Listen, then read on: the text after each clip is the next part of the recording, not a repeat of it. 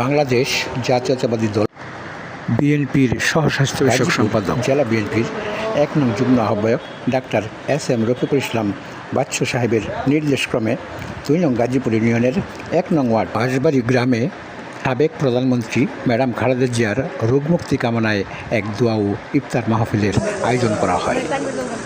উক্ত ইফতার ও দোয়া মাহফিলে উপস্থিত ছিলেন ১ নং ওয়ার্ড বিএনপির সংগ্রামী সভাপতি জনাব শামসুল হক ফকির সাহেব।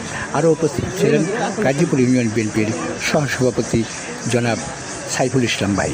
আরও উপস্থিত ছিলেন শ্রীপুর উপজেলা বিএনপির মানবাধিকার বিষয়ক সম্পাদক অ্যাডভোকেট মামুনুর রশিদ, গাজীপুর ইউনিয়ন বিএনপির প্রচার ও প্রকাশনা বিষয়ক সম্পাদক বদিউল আলম সবুজ সহ অনেক নেতৃবৃন্দ ও এলাকার প্রাণপ্রিয় মুসলিম রোজাদার ব্যক্তি বর্গদ্বয়। উক্ত অনুষ্ঠানটি ১ নং ওয়ার্ড বিএনপির সাধারণ সম্পাদক আবিদ আওয়াল ও বিএনপি নেতা স্বপন মাহমুদের নেতৃত্বে অক্লান্ত পরিশ্রমে সম্পন্ন হয়।